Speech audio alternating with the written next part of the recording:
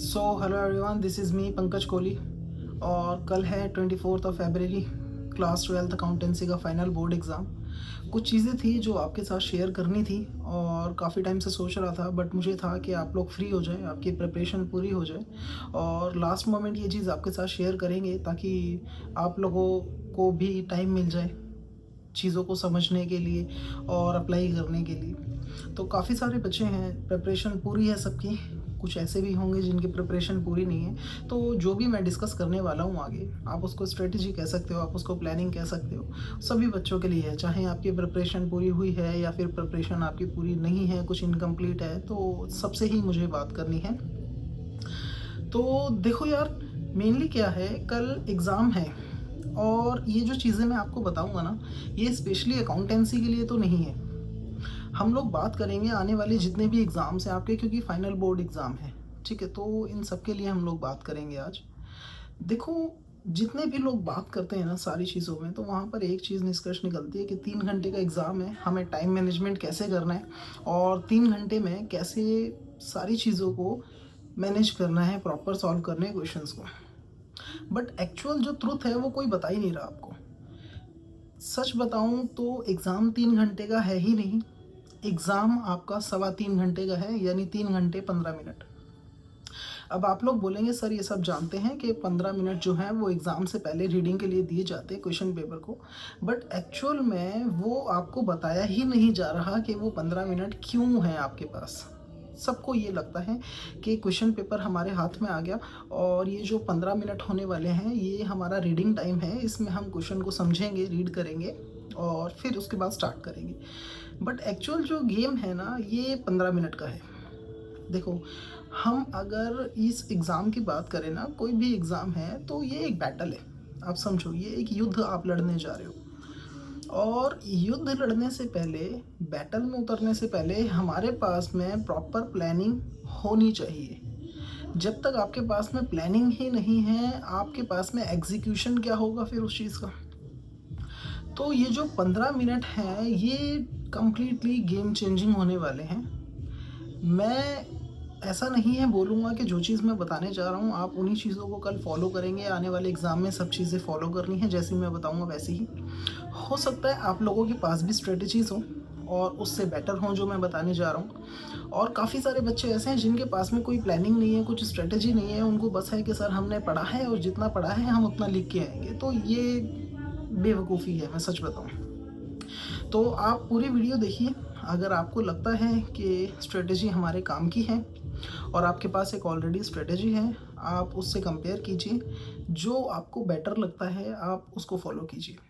मैं ये नहीं बोलता कि जो मैं बता रहा हूँ वही चीज़ आपने फॉलो करनी है या आपकी जो स्ट्रेटजी है वो बेकार है। दोनों को कंपेयर कीजिए और देखिए कि किससे आपकी परफॉर्मेंस बूस्ट हो सकती है, आप उसके साथ में जा सकते हैं। तो मेनली अगर मैं बात करूँ, मैं अगर एज स्टूडेंट होता तो मैं क्या करता। देखो, काफ़ी सारी चीज़ें हैं। जब मैं भी स्टूडेंट था तो उस टाइम पे काफ़ी गलतियाँ की, हमें भी नहीं समझ आता था प्लानिंग एग्जीक्यूशन। बट जब समझ आया तो पता लगा कि परफॉर्मेंस में कितना डिफरेंस है। अब ये डिफरेंस आएगा कैसे? जैसे ही आपके पास में 15 मिनट्स में क्वेश्चन पेपर आता है, मैं क्या करता अगर आपकी जगह होता, मैं जितने भी क्वेश्चंस होते उन क्वेश्चंस को 4 पार्ट में डिवाइड करता।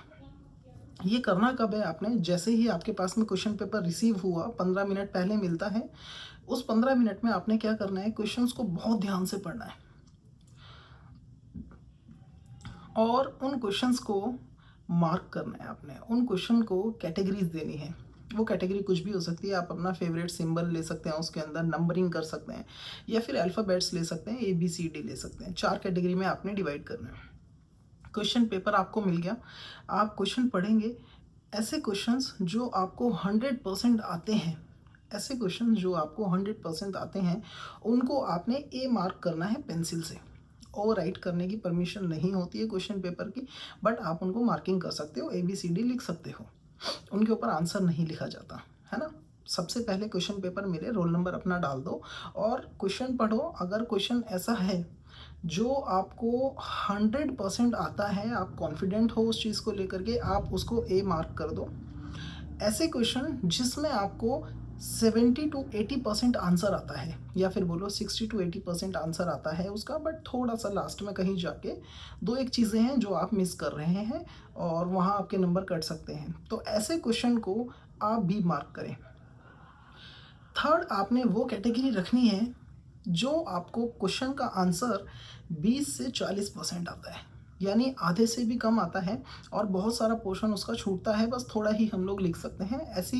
ऐसे सारे क्वेश्चंस को आपने सी मार्क करना है और लास्ट में डी कैटेगरी में आपने उन सभी क्वेश्चंस को रखना है और मार्क करना ज़रूरी है। ऐसा नहीं है कि सब छोड़ देंगे तो वो ऑटोमेटिकली डी हो गया, उसको मार्क करिए, डी क्वेश्चन मार्क कीजिए। ऐसे क्वेश्चन जिनका आंसर आपको बिल्कुल भी नहीं आता है या 2, 4, 5% आता है, तो वो ना के बराबर ही काउंट हुआ। अब ये जो काम है क्वेश्चंस को 4 पार्ट में डिवाइड करने का, ये काम आपका हो जाना चाहिए 15 मिनट के अंदर। यानी जैसे ही आपको आंसर शीट मिलती है उससे पहले तक आपका ये काम हो जाना चाहिए। जो भी आपकी 34 क्वेश्चंस आने वाले हैं एग्ज़ाम के अंदर, आपने उन सभी 34 क्वेश्चंस को 4 पार्ट में डिवाइड करना है, ए बी सी डी। जो पूरे आते हैं ए, थोड़े आते हैं बी, बहुत थोड़े आते हैं सी, बिल्कुल नहीं आते डी। अब आपने करना क्या है, जैसे ही आंसर शीट आपको मिलती है तो सबसे पहले आप स्टार्ट करेंगे ए क्वेश्चंस के साथ में जो आपने ए मार्क किए थे। रीज़न क्या है, एक तो वो आपको 100% आते हैं, आपका कॉन्फिडेंस बिल्ड होगा। जब आप एग्ज़ाम में बैठते हैं, कॉन्फिडेंस आता है तो ब्रेन के अंदर डोपामाइन रिलीज़ होता है, आपका कॉन्फिडेंस लेवल बढ़ेगा, रिलैक्स हो जाओगे और आने वाली चीज़ों को लेकर के बहुत ज़्यादा अवेयर हो जाओगे कि कैसे हमें हैंडल करनी है सिचुएशन। जो क्वेश्चन नहीं भी आता उसके लिए मैं बता रहा हूँ। ये आपका पॉइंट ऑफ व्यू से है, ठीक है, कि आपको क्या बेनिफिट इस चीज़ के मिलेंगे। सेकंड नंबर पे आपने वो क्वेश्चन चूज़ कर रहे हैं जिनको आपने बी मार्क किया था, इसके बाद सी वाले करने हैं, इसके बाद में डी वाले जो आपको आते नहीं हैं उनको तो क्या ही कर सकते हैं।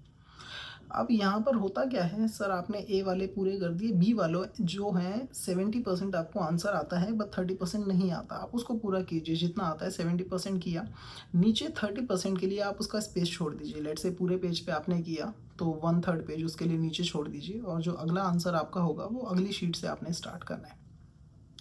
इसके बाद में आपने करने हैं वो क्वेश्चन जिनको आपने सी मार्क किया था, जिनका 20, 30, 40% ही आपको आंसर आता है, ज़्यादा आंसर नहीं आता। उनके साथ भी सेम ऐसे ही करना है, जितना आंसर आता है उसको लिखिए, उसके बाद में उसके लिए भी आंसर शीट पे स्पेस छोड़ दीजिए वहाँ पर। अब इससे होगा क्या, नंबर 1, अगर मैं एग्ज़ामिनर होता या आप भी एग्ज़ामिनर होते और आप किसी बच्चे के टेस्ट पेपर या कॉपी चेक कर रहे हो, आपने देखा कि पहला जो आंसर है उसने बिल्कुल परफेक्टली किया हुआ है, प्रॉपर वर्किंग नोट है, प्रॉपर फॉर्मेट है, सीक्वेंस से चीज़ें की हैं, कैलकुलेशन दिखाई है, एवरीथिंग, नरेशन अगर जर्नल एंट्री है तो नरेशन की है, उसने प्रॉपर किया हुआ है। तो आपके पास कोई स्कोप नहीं है उसके मार्क्स काटने का, आप पूरा देंगे। जब मैं अगली शीट पे जाऊंगा वहाँ भी मुझे दिखेगा वो क्वेश्चन जो उसने प्रॉपर तरीके से सॉल्व किया हुआ है, तो मैं वहाँ भी उसके पूरे नंबर दूंगा। अब ऐसे में क्या होगा, शुरू की 2-3 शीट जो है ना, एग्ज़ामिनर यानी जो चेकिंग कर रहा है उसके माइंड में आपकी एक इमेज क्रिएट कर देगा कि ये बच्चा जो है वो किस लेवल का है। ऐसे में होगा क्या, अगर एग्ज़ामिनर को ऐसा लगता है कि मैं थोड़ा सा हाथ टाइट रखूँगा तो वो ऑटोमेटिकली लूज़ कर देगा अपने हाथ को या फिर अपनी मेंटालिटी को चेंज कर देगा, क्योंकि उसको ये चीज़ बिलीव हो चुकी होगी आपकी 3 या 4 शीट के अंदर कि ये बच्चा किस लेवल का है। सबसे मेजर इंपॉर्टेंट बेनिफिट आपको इसका क्या मिलने वाला है कि आपका टाइम वेस्ट नहीं होगा। जो क्वेश्चंस आपने आते हैं आप शुरुआत में वही करेंगे, जबकि ज़्यादातर बच्चे क्या होते हैं, आंसर शीट मिली और इधर उधर देखने की कोशिश करते हैं। सबसे पहले आपने वो क्वेश्चंस कर लेना है जो आपको 100% आते हैं, फिर बी कैटेगरी करनी है, फिर सी कैटेगरी करनी है और लास्ट में आती है डी कैटेगरी। आप जब डी सी कैटेगरी तक आप कर लेंगे तो डी कैटेगरी आपके पास बचेगी जो आपको बिल्कुल नहीं आती। और मैं ऐसा नहीं है कि मैं एलिगेशंस लगा रहा हूँ किसी स्कूल के ऊपर या फिर सिस्टम को नीचा दिखाने की कोशिश कर रहा हूँ, ऐसा नहीं है, बट सच्चाई है। हर स्कूल के अंदर थोड़ी बहुत बच्चे आपस में ताका झाकी करते हैं, ये चीज़ आपको भी पता है और ये चीज़ मुझे भी पता है। हालांकि कई स्कूल्स के अंदर सीसीटीवी कैमरास हैं, प्रॉपर चीज़ें होती हैं, बट जहाँ तक बच्चों को मैं जानता हूँ और जितना वो मुझे बताते हैं चीज़ें चलती हैं। सी कैटेगरी तक आपने कर लिया, इसका मतलब ये हुआ कि जो भी आपके माइंड में था, जो भी आपने सीखा था अब तक, वो सारा आप कॉपी पे उतार चुके हो। अब आपके पास में कुछ भी नहीं है। तो यहाँ वो चीज़ आती है डी कैटेगरी में, जब आप उस मौके का इंतज़ार करते हैं कि जब आपको कोई हिंट मिल जाए। लेट्स से एक क्वेश्चन है जो मेरे को बिल्कुल नहीं आता, बट मुझे पता है कि यहाँ पे मार्किंग स्कीम है, ठीक है, मुझे ये पता है कि स्टेप मार्किंग है, सॉरी मार्किंग स्कीम बोल रहा हूँ, यहाँ पे स्टेप मार्किंग है, यानी स्टेप्स के मार्क्स मिलने वाले हैं। मैटर नहीं करता आपने आंसर निकाला है या आपने आंसर सही निकाला है, आपने आंसर नहीं भी निकाला, आंसर गलत भी निकाला, तो भी आपको नंबर मिलने वाले हैं क्योंकि स्टेप मार्किंग है। तो ऐसे में बस आपको एक हिंट का सहारा चाहिए, और अगर लास्ट में आपको हिंट मिल जाता है तो उन क्वेश्चंस को भी आप अटेम्प्ट कर पाएंगे जो डी कैटेगरी में आते हैं, जिनका आंसर आपको आता ही नहीं है। लिखो, कुछ भी लिखो, फॉर्मेट बना दो, जनरल एंट्री करो, अमाउंट नहीं भर पाओगे ना। कई बच्चे पता है क्या होते हैं, जनरल एंट्री आती है, मैंने सीखा नहीं है, जनरल एंट्री आती है बट मैं चैप्टर नहीं करा था मैंने, या कैलकुलेशन मुझे नहीं आती, कोई भी रीज़न, तो फिर उसको वो करते ही नहीं है। अरे भैया जनरल एंट्री आती है ना तो करो ना, अमाउंट मत भरो, गलत भर दो, जनरल एंट्री के मार्क्स मिलेंगे आपको, फॉर्मेट के मार्क्स मिलेंगे आपको। आंसर आया नहीं आया मैटर नहीं करता, आपने अपने एफर्ट किए हैं, उसका फल आपको मिलेगा। बट अगर आप छोड़ के आते हो तो डेफिनेटली नहीं मिलने वाला है ना। तो जीतने के चांसेस उसके हैं जो लड़ेगा। अगर आपने अटेम्प्ट ही नहीं किया क्वेश्चन को तो फिर आप उससे एक्सपेक्ट करेंगे कुछ नंबर दे दे, वो कहाँ देगा। मेन चीज़ अब यहाँ पे क्या आती है, बच्चे क्या घबराए हुए हैं, बच्चे कह रहे हैं कि सर इस बार जो है OSN सिस्टम है, ऑन स्क्रीन मार्किंग होगी। तो मुझे एक चीज़ बताओ, ऑन स्क्रीन का मतलब क्या है भैया? चेकिंग तो इंसान ही करेगा, AI थोड़ी करेगा। बस अभी तक क्या हो रहा था, फिजिकल कॉपी को एक जगह से दूसरी जगह लेके जाया जा रहा था, अब उसको अपलोड कर दिया जाएगा सिस्टम पे और स्क्रीन पे ही वो चेकिंग हो जाएगी। इंसान वही है, टीचर वही है, चेक करने वाला, उसकी मेंटालिटी वही है, सोच वही है, स्टूडेंट के पास आने वाले क्वेश्चंस वही हैं, तो रिज़ल्ट भी तो वही आने वाला है, कोई मेजर चेंज नहीं है। ये जो टाइम है ना, पैनिक करने का नहीं है। कल आपका एग्ज़ाम है, अभी भी बच्चे हो सकता है काफ़ी सारे जो बोलेंगे, अभी भी काफ़ी सारे बच्चे हैं ऐसे बोलेंगे कि सर रात को 4 बजे तक पढ़ने वाले हैं, कुछ चैप्टर छूट गए हैं, एक चैप्टर छूट गया है, या फिर क्वेश्चन पेपर उठाएंगे प्रीवियस ईयर के PYQs थोड़े कर लेंगे और सुबह तक प्रॉपर कर लेंगे। मत करो, मेरी बात मानो, एक्सपीरियंस से बता रहा हूँ, मत करो। रात को लेट नाइट तक जगोगे। देखो 1 साल था आपके पास में, 1 साल आपने मेहनत की है, जितनी भी की आपने 1 साल तक मेहनत की है, जो आपने किया है परफेक्ट है। बस आपका काम क्या है, सुबह फ्रेश माइंड से उठो और जाकर के उसको पेपर पे उतार के आओ। भाई आप इससे पहले कितने एग्ज़ाम दे चुके हो और लाइफ में कितने एग्ज़ाम देने वाले हो। ये कोई पहला एग्ज़ाम नहीं है, ये जीवन का आखिरी एग्ज़ाम नहीं है, बहुत सारे ऐसे एग्ज़ाम आपने देने हैं। मार्क्स बहुत ज़्यादा इम्पॉर्टेंट है, बट उससे भी ज़्यादा इम्पॉर्टेंट है आप। तो इन सारी चीज़ों के बीच में अपने आप को मत खोइए और अपना कंपैरिजन किसी से भी मत कीजिए। ये चीज़ एक सीक्रेट रिवील कर रहा हूँ, ऐसा सोच लीजिए। जितने भी टॉपर्स होते हैं ना, वो कभी अपने आप को किसी से कंपेयर नहीं करते। वो एग्ज़ाम में जाएगा ना तो जाने से पहले ये सोचेगा कि मैं परफेक्ट हूँ, मुझे कितना आता है मैं जानता हूँ, और बैठते वक्त वो किसी को देखेगा नहीं, उसको जितना आता है वो लिखेगा। हाँ, लास्ट में अगर उसको कोई आंसर बता दे, हिंट मिल जाए, तो वो ज़रूर उस चीज़ को कंसीडर करेगा कि मैंने जो लिखा है और ये जो मेरे को हिंट मिला है, ये दोनों में डिफरेंस है, तो इन दोनों में से क्या मैं गलत हो सकता हूँ या नहीं। वो अपना दिमाग लगाएगा, वो परफेक्टली कभी भी डिपेंड नहीं होगा दूसरे के ऊपर। सेम आपको भी करना है। इसीलिए मैंने ये कैटेगरी सिस्टम आपको बताया। ABCD मार्क करो और C तक पहले कर लो, A कर लो पहले, फिर B कर लो, फिर C कर लो, लास्ट में D। कई बार पता है क्या होता है, हमें कुछ क्वेश्चन के आंसर 100% आते हैं, हम उन्हें करने लगते हैं, इतने में बीच में कहीं से हिंट मिल जाता है या दोस्त बोलता है ये वाले का आंसर लिख ले। और बच्चे क्या करते हैं, उसको छोड़ के, जो क्वेश्चन उसको आता है, उसको वो कर रहा है, उसको छोड़ के वो दूसरे पे स्विच कर जाता है। कभी नहीं करना। जब तक आपको अपने जितने क्वेश्चंस प्रिपेयर करके गए हों और जो आपको आते हैं, जब तक वो नहीं आप लिख लोगे आंसर शीट पर, तब तक आपने किसी और की तरफ देखना भी नहीं है। लास्ट में टाइम मिलेगा, हिंट मिलेंगे, वहाँ से आपने ऐसे क्वेश्चंस को अटेम्प्ट करना है जो आपको बिल्कुल नहीं आते। या तो आपको नंबर मिलेंगे या नहीं मिलेंगे यार, छोड़ने से भी तो नहीं मिलने वाले थे ना। जब आप उसको अटेंड करेंगे तो कुछ तो मिलेंगे अटेम्प्ट करने पर, 2 नंबर, 3 नंबर, 4 नंबर, 5 नंबर, कुछ तो मिलेगा ना यार। और 6 नंबर के अंदर ना मैं बताऊँ, 4 से 5 नंबर लाना बहुत बड़ी बात नहीं है। आपको लगता है कि 6 नंबर का मतलब है सर के परफेक्ट आता था, ऐसा नहीं है। स्टेप मार्किंग है, कैलकुलेशन का, वर्किंग नोट का, नरेशन का, जर्नल एंट्री का, फॉर्मेट का, एवरीथिंग बटा हुआ है सारा सिस्टम। आपके नहीं आए आंसर, कोई प्रॉब्लम नहीं है, नंबर मिलेंगे। अगर आंसर आ जाता है उसको बॉक्स में ज़रूर डालें, हमेशा बॉक्स में डालें, उसको हाईलाइट होगा। टीचर को मशक्क़त नहीं करनी पड़ेगी, ढूंढना नहीं पड़ेगा, उसको समझ में आएगा कि ये बंदा मुझे वो दिखाना चाह रहा है जो मैं देखना चाह रहा हूँ, तो वो दूसरी जगह अपनी निगाह डालेगा ही नहीं। कई बार ऐसा होता है, कैलकुलेशन में थोड़ी बहुत मिस्टेक हो जाती है, बट अगर हमारा आंसर ठीक आया, हमने उसको मार्क बॉक्स के अंदर डाल दिया, तो वो इतना ध्यान नहीं देगा कई बारी। मैंने क्या बोला, यहाँ पे सारा गेम जो है ना वो मैनिपुलेशन का है। या तो आप मैनिपुलेट हो जाओ, ये जो सिस्टम, ये जो पैनिक सिचुएशन चल रही है, या तो आप इन सब में खो जाओ और एक एवरेज स्टूडेंट बन के रह जाओ, या फिर बोलो बिलो एवरेज स्टूडेंट बन के रह जाओ, या फिर इस सिस्टम को मैनिपुलेट कर दो, आप ओवर पावर कर जाओ इन सारी चीज़ों को। वैसा दुनिया को दिखाओ जैसा आप दिखाना चाहते हो, तो फिर आपकी जीत हो जाएगी। तो पैनिक नहीं करना है, आपने जो किया परफेक्ट किया।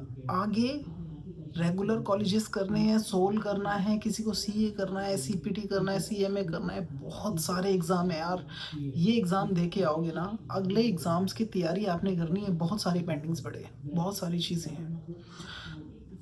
ये आखिरी नहीं है, तो इसमें अपना दिमाग पूरा खपत मत करो। अभी तक जो पढ़ा परफेक्ट पढ़ा है। अगर आपके पास में बहुत ज़्यादा नॉलेज नहीं है सब्जेक्ट की, तो जो स्ट्रेटजी मैंने बताई है, आप इसको पेपर में अप्लाई करके देखो, डेफिनेटली आपकी परफॉर्मेंस बूस्ट होगी और कल कुछ ना कुछ आपको बेटर देखने को मिलेगा।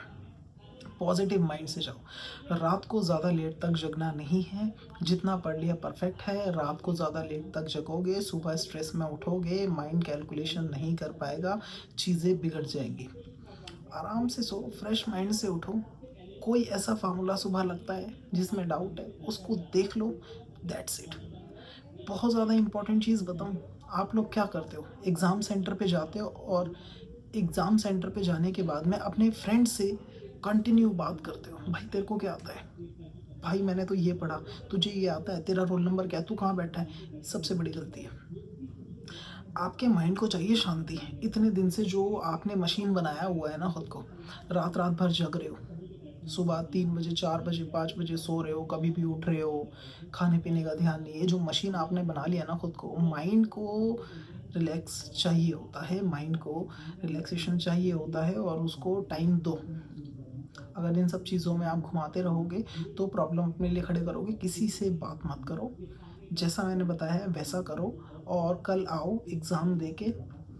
अगर ज़रा सा भी बेनिफिट मिलता है ना मेरी इन बातों से, तो आके कल इस वीडियो के कमेंट में ज़रूर मुझे बताना एग्ज़ाम कैसा गया, कुछ हेल्प मिली या नहीं मिली। बहुत सारी वीडियोस तो चैनल पर नहीं है, चैनल अभी बहुत ज़्यादा छोटा है, इतना समय भी नहीं था कि मैं उतनी वीडियोस आप तक डाल पाऊँ। बट आने वाले जो 12th के बालक होंगे, 11th के बालक होंगे, उनको कोशिश करेंगे हम प्रॉपर चीज़ें दें शुरुआत से, ताकि लास्ट में वो ऐसे वॉरियर बन पाएँ जो इस बैटल को बहुत आसानी से जीत पाएँ। बट अभी तो फ़िलहाल जितना था उतना कर पाए हैं, और मुझे लग रहा था ये बातें शेयर करनी ज़रूरी है, तो इसीलिए मैं आपके साथ आया था। और ये वीडियो बिल्कुल रॉ रखी है मैंने, इसके अंदर बिल्कुल कुछ ऐसा एडिटिंग बहुत ज़्यादा या कुछ चीज़ें नहीं रखी हैं, ताम झाम नहीं है, स्क्रिप्ट नहीं है, क्या बोलना है क्या नहीं बोलनी है। जो बोलना चाहता था दिल से वो मैंने बोला। अपना ध्यान रखो, मार्क्स बहुत ज़्यादा इंपॉर्टेंट है, आप उससे ज़्यादा इंपॉर्टेंट हो। तो कल मिलते हैं, और अभी के लिए गुड नाइट। बहुत ज़्यादा रिलैक्स मत लेना, बहुत अच्छा एग्ज़ाम जाने वाला है। कल आके ज़रूर बताना। मिलेंगे आपसे अगली वीडियो में, तब तक के लिए बाय बाय, टेक केयर।